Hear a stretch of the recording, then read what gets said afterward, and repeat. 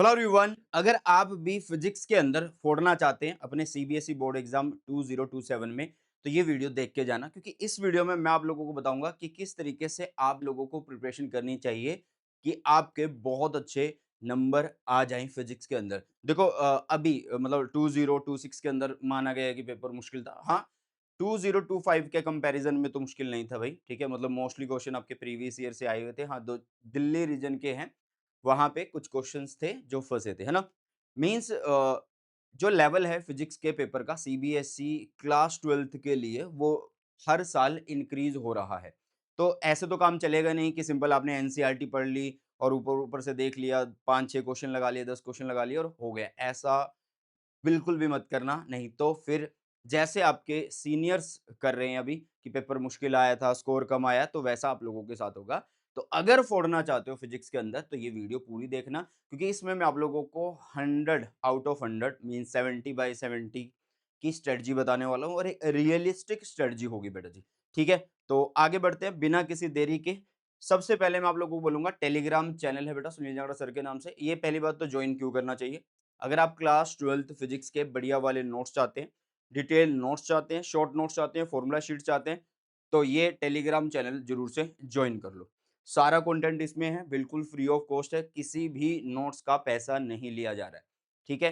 Telegram के अंदर जो चीज़ है वो बिल्कुल फ्री ऑफ कॉस्ट है बेटा जी, ओके? तो इसको ज़रूर से जॉइन कर लो। इसके अलावा जो भी मेरी क्लासेस होती हैं, ठीक है? तो उनका सबका लिंक सबसे पहले इस पे आता है, तो इसको जो जॉइन करना बहुत ज़्यादा ज़रूरी है। और अब आ जाते हैं हमारे क्लास 12 फिजिक्स के सिलेबस पे, जो सीबीएसई 2027 के लिए है बेटा जी, है ना? तो आपको पता ही है कि आपके पास 14 चैप्टर हैं, है ना? तो एक चीज़ का ध्यान रखना हमेशा, बहुत सारे टीचर आप लोगों को दिखाएँगे कि ये चैप्टर इतने नंबर का आता है, ये इतने का, ये इतने का। भाई ऐसा कुछ भी नहीं है। आपका जो एग्ज़ाम का मार्क्स का डिस्ट्रीब्यूशन है, वो सीबीएसई ने इस तरीके से दिया हुआ है। मतलब पहले 3 चैप्टर आपके 16 नंबर के आ रहे हैं बेटा जी, ठीक है? फिर आप लोगों के 4 टू 7 17 मार्क्स के आ रहे हैं और 8, 9 एंड 10 ये आपके 18 मार्क्स के आ रहे हैं और 11 टू 13 आपके 12 मार्क्स के आएँगे और लास्ट वाला चैप्टर आपका 7 मार्क का आने वाला है। तैयारी भी इसी तरीके से करनी है। क्यों इसी तरीके से करनी है? अब हो सकता है तुम बोलोगे कि सर 3 चैप्टर 16 नंबर के आ रहे हैं, तो आप क्या पता बराबर-बराबर डिवीज़न कर दो कि 5 का ये और 6 का ये आ जाएगा। तो ऐसे एक चैप्टर छोड़ जाओगे और बोलोगे चलो यार यहाँ से 12 नंबर या 10 नंबर तो कवर हो जाएँगे, ऐसा नहीं है। 2024 पता नहीं 25 की बात है। तो एक भी क्वेश्चन नहीं आया था चैप्टर फर्स्ट से, एक भी सिंगल क्वेश्चन नहीं आया भाई, 1 मार्क्स का भी नहीं आया। तो इसलिए आपको ग्रुप्स में ही तैयारी करनी है, ठीक है? अगर आप ये ग्रुप कर रहे हो तो पूरा करो, नेक्स्ट ग्रुप कर रहे हो तो पूरा करो, ये ग्रुप कर रहे हो तो पूरा करो, लास्ट का ग्रुप कर रहे हो तो पूरा करो, ठीक है? जैसे 12 और 13 बिल्कुल आसान, ठीक है? अब यहाँ पे आप लोगों को ये चैप्टर सारे पता है। मार्क्स डिस्ट्रीब्यूशन मेरा मोटिव था कि मैं तुम्हें बता दूँ, क्लियर कर दूँ। और एक चीज़, यहाँ पे कुछ स्टार्स आप लोगों को दिख रहे हैं और ये सारे स्टार्स ग्रीन स्टार हैं बेटा, है ना?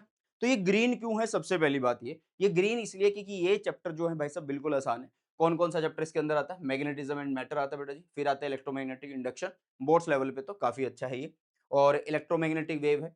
उसके बाद आपके लास्ट के व 11 टू 14 चैप्टर सारे के सारे बिल्कुल आसान होने वाले हैं। मतलब अगर आप ध्यान से देखो तो 4 चैप्टर ये रहे और 3 चैप्टर ये रहे, 7 चैप्टर बिल्कुल आसान है। पूरी फिजिक्स में यार 14 चैप्टर हैं और 7 चैप्टर बिल्कुल आसान हैं। आसान मतलब इतने भी आसान नहीं है कि सिर्फ देखने से हो जाएँगे। एक बार समझना है और आप बढ़िया तरीके से फिर उनके सारे क्वेश्चन फोड़ सकते हैं, ये गारंटी है। ठीक है? तो ये मत सोचो कि यार 14 चैप्टर है, इतना बड़ा सिलेबस है, पेपर मुश्किल आएगा। अरे भाई क्यों आएगा? अगर आप तैयारी करके जाओगे, बहुत अच्छे से करके जाओगे, सारे क्वेश्चन लगा के जाओगे, हर चीज़ करके जाओगे, तो मुश्किल चीज़ भी आसान लगेगी ना तुम्हें। टफ के लिए प्रिपेयर करो। ओके बेटा?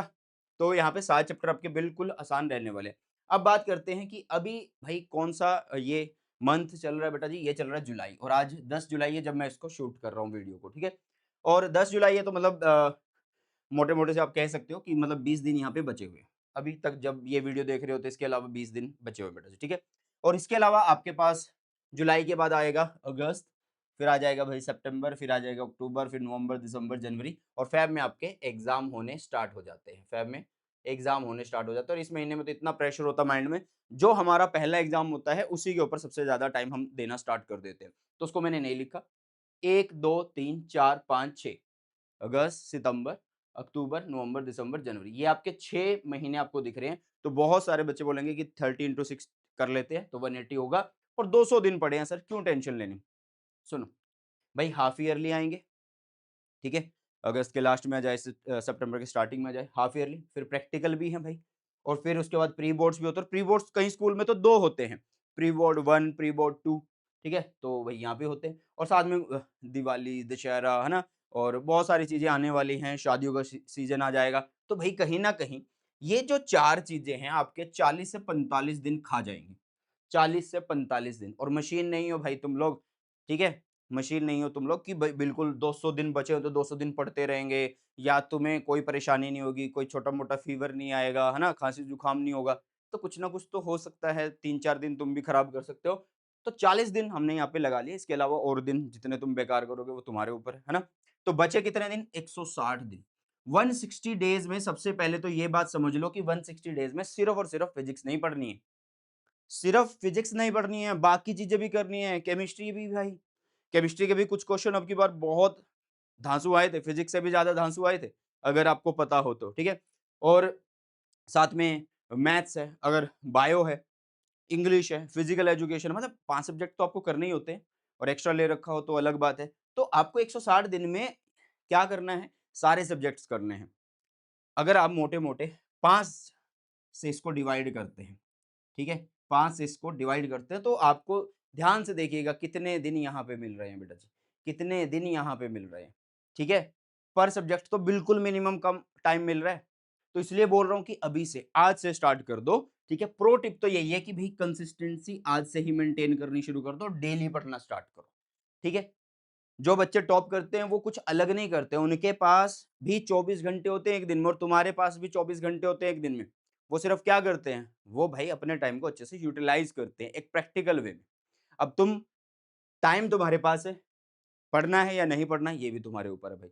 बाद में आके तुमने यूट्यूब की वीडियो के नीचे कमेंट तो ये करना ही है कि सर कुछ भी पढ़ाया हुआ नहीं आया या अच्छा नहीं हुआ पेपर, ये वो। भाई जब पढ़ोगे नहीं तो होगा नहीं।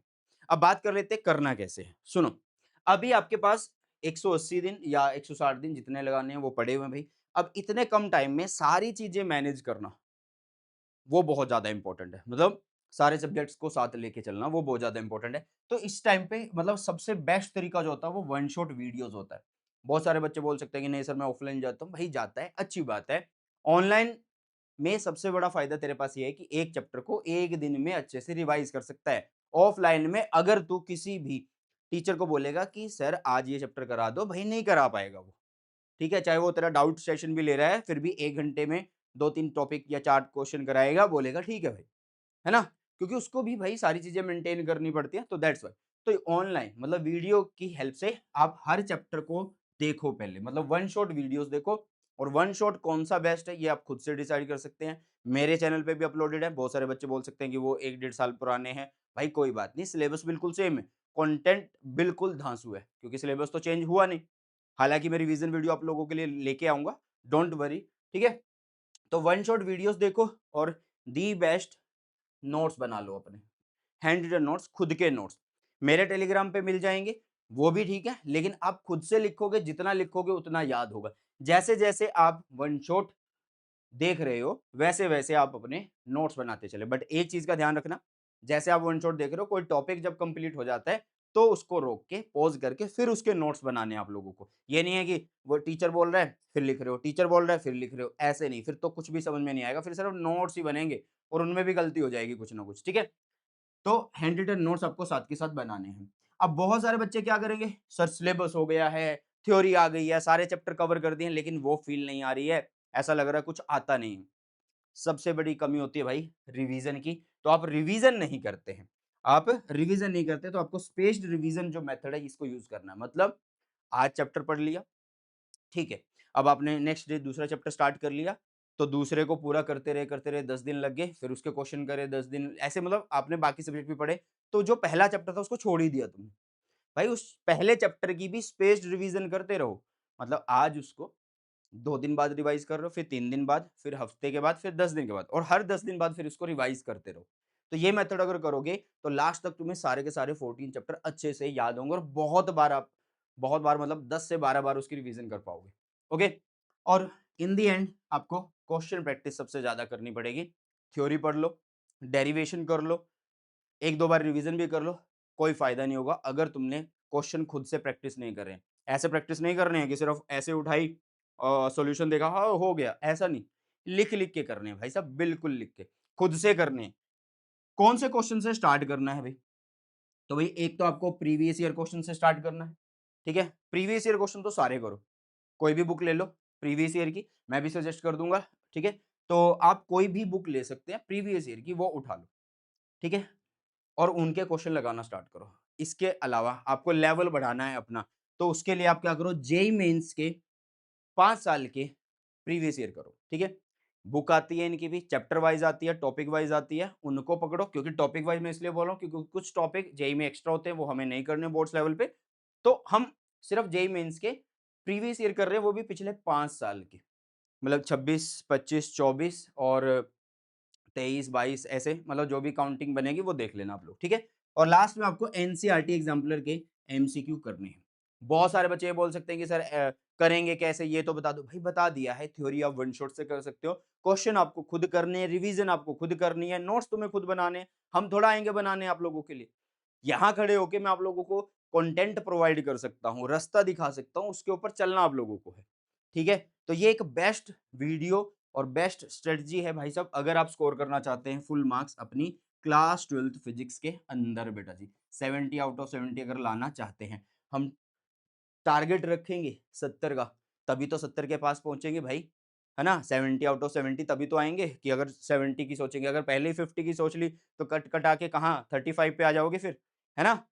चलो, तो ये थी भाई एक बेस्ट वीडियो आप सभी के लिए। आई होप ये वीडियो आपको अच्छी लगी है और बहुत जल्द हम अपने क्लास 12th फिजिक्स का जो सिलेबस है उसको स्टार्ट करेंगे। रिवीजन वीडियोज़ मैं आप लोगों के लिए लेके आने वाला हूँ।